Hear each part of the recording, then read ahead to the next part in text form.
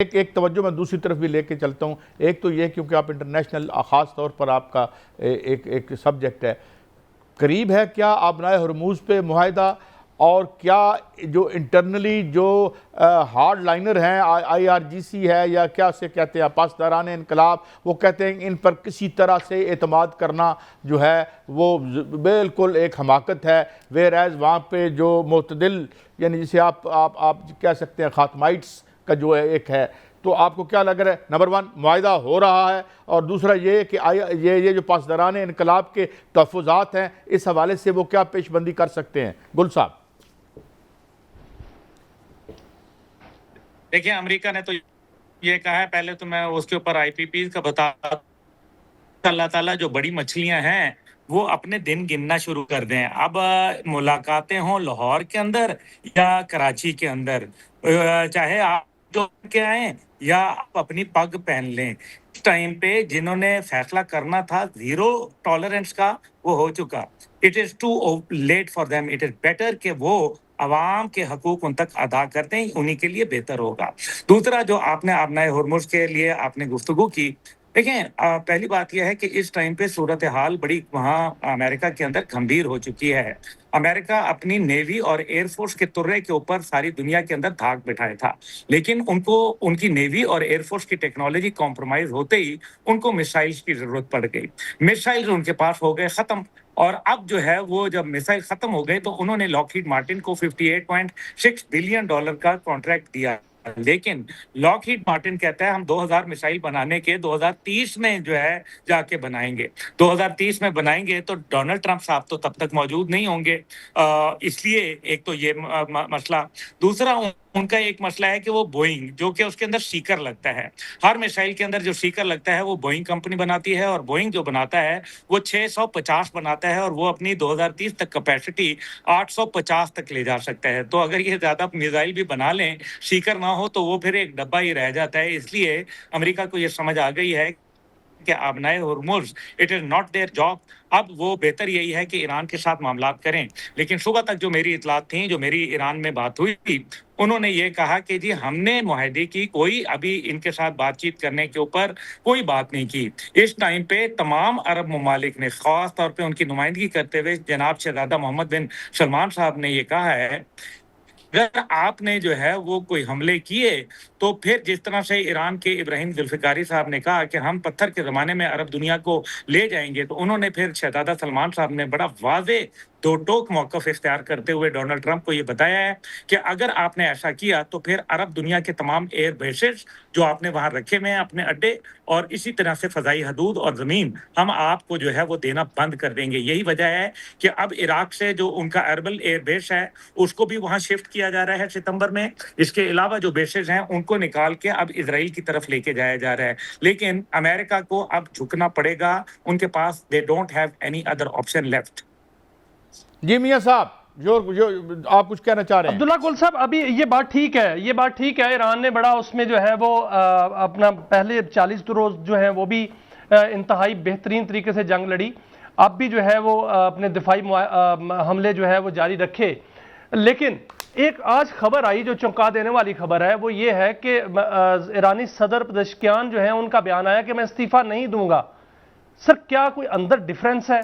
کیا اندر ایسا تو نہیں ہے کہ حکومت کچھ چاہتی ہے, پاسداران انقلاب کچھ چاہتے ہیں, ان پر دباؤ کس قسم کا ہے, کون ان کو کہہ رہا ہے استعفیٰ دے؟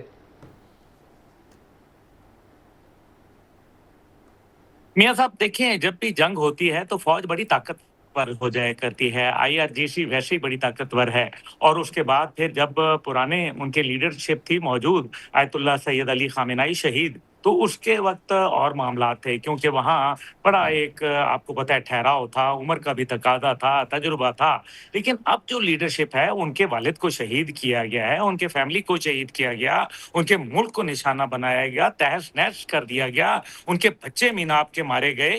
یہ تمام چیزیں جو ہیں یہ it adds to the anger अब ये जो एंगर है ये वेंडाटा में तब्दील होता जा रहा है और यही वजह है कि IRGC जो है या कोई भी दुनिया की फौज ड्यूरिंग द वॉर टाइम वो बड़ी ताकतवर हुआ करती है। इसलिए सदर मसूद पजेशियान का कोई ऐसा मसला नहीं है, बड़े ईमानदार, बड़ा खरा आदमी है। मेरी मुलाकात है उनसे और मैं समझता हूँ कि वो कोई ऐसा इशू नहीं है, लेकिन उन्होंने जो अवाम ने वहाँ रद्द-ए-अमल दिखाया था, जो अब्बास इराक़ची साहब और उनके खिलाफ नारेबाजी हो गई थी फ्यूनरल तकरीबात के ऊपर, तो उस वजह से मेरे ख्याल में ये बयान आया। बाकी ये कहने की बातें होती हैं, ये सारा जो अमेरिका बनाता है सोशल पे, प्रिंट इलेक्ट्रॉनिक मीडिया ना, जो कहते थे मुल्ला रसूल जो है उसने अलहदा ग्रुप बना लिए तालिबान में, फिर बाद में कहाँ गया वो मुल्ला रसूल? कहीं नहीं गया, तालिबान सब एक थे। इसी तरह के दरमियान में वहां तो लोगों में बाद में डोनाल्ड ट्रंप ने कहा वो तो मुझे तो पता नहीं था कि आयतुल्लाह खामेनाई जो है वो इतने पॉपुलर लीडर हैं। तो इनकी मिसकैलकुलेशन हैं, ये सारी की सारी मिसकैलकुलेशन के ऊपर डिपेंड है। इसलिए अभी फौज के जनरल डैन केन ने और जो उनके EU कमांड ने बोला, क्योंकि पहले ये EU कमांड से, यूरोपियन यूनियन कमांड से सारे पेट्रियट मिसाइल और दीगर थॉट मिसाइल लेके आ रहे थे। थॉट इनके खत्म हो गए, 80% पेट्रियट हो गए हैं इनके, 65% खत्म, और पीछे रह गए इनके MC3, वो भी जो है वो तकरीबन 50% खत्म हो गया है इनका है। इसी वजह से इस जंग के अंदर 39 डेज की जंग के मुकाबले में कैजुअल्टीज भी ज्यादा हुई हैं, नुकसान भी अमेरिका का ज्यादा हुआ है, और फिर अमेरिका के इत्तेहादियों ने उनको हाथ नहीं पकड़ाया। देखिए अमेरिका ने तो ये कहा है, पहले तो मैं उसके ऊपर IPPs का बता, अल्लाह ताला जो बड़ी मछलियां हैं वो अपने दिन गिनना शुरू कर दें। अब मुलाकातें हों लाहौर के अंदर या कराची के अंदर, चाहे आप जो के आए या आप अपनी पग पहन लें, इस टाइम पे जिन्होंने फैसला करना था जीरो टॉलरेंस का, वो हो चुका। It is to late for them, it is better कि वो अवाम के हकूक उन तक अदा करते हैं, उन्हीं के लिए बेहतर होगा। दूसरा जो आपने आबनाए हुर्मुज के लिए आपने गुफ्तगू की, देखें पहली बात यह है कि इस टाइम पे सूरत हाल बड़ी वहाँ अमेरिका के अंदर गंभीर हो चुकी है। अमेरिका अपनी नेवी और एयरफोर्स के तुर्रे के ऊपर सारी दुनिया के अंदर धाक बिठाया था, लेकिन उनको उनकी नेवी और एयरफोर्स की टेक्नोलॉजी कॉम्प्रोमाइज होते ही उनको मिसाइल्स की जरूरत पड़ गई। मिसाइल्स उनके पास हो गए खत्म, और अब जो है वो जब मिसाइल खत्म हो गए तो उन्होंने लॉकहीड मार्टिन को $58.6 बिलियन का कॉन्ट्रैक्ट दिया। लेकिन लॉकहीड मार्टिन कहता है हम 2000 मिसाइल बनाने के 2030 में जो है जाके बनाएंगे। 2030 में बनाएंगे तो डोनाल्ड ट्रंप साहब तो तब तक मौजूद नहीं होंगे। इसलिए एक तो ये मसला। दूसरा उनका एक मसला है कि वो बोइंग, जो कि उसके अंदर सीकर लगता है, हर मिसाइल के अंदर जो सीकर लगता है वो बोइंग कंपनी बनाती है, और बोइंग जो बनाता है वो 650 बनाता है, और वो अपनी 2030 तक कैपेसिटी 850 तक ले जा सकता है। तो अगर ये ज्यादा मिसाइल भी बना लें, सीकर ना हो, तो वो फिर एक डब्बा ही रह जाता है। इसलिए अमेरिका को ये समझ आ गई है कि आबनाए हुर्मुज it is not their job. अब वो बेहतर यही है कि ईरान के साथ मामलात करें। लेकिन सुबह तक जो मेरी इतलात थी, जो मेरी ईरान में बात हुई थी, उन्होंने ये कहा कि जी हमने मुआहदे की कोई अभी इनके साथ बातचीत करने के ऊपर कोई बात नहीं की। इस टाइम पे तमाम अरब ममालिक ने, खास तौर पे उनकी नुमाइंदगी करते हुए जनाब शहजादा मोहम्मद बिन सलमान साहब ने ये कहा है, अगर आपने जो है वो कोई हमले किए तो फिर जिस तरह से ईरान के इब्राहिम जुल्फिकारी साहब ने कहा कि हम पत्थर के ज़माने में अरब दुनिया को ले जाएंगे, तो उन्होंने फिर शहजादा सलमान साहब ने बड़ा वाज़े दो टोक मौक़िफ़ इख्तियार करते हुए डोनाल्ड ट्रंप को ये बताया है कि अगर आपने ऐसा किया तो फिर अरब दुनिया के तमाम एयर बेसेस जो आपने वहाँ रखे हुए हैं, अपने अड्डे, और इसी तरह से फ़ज़ाई हदूद और ज़मीन, हम आपको जो है वो देना बंद कर देंगे। ये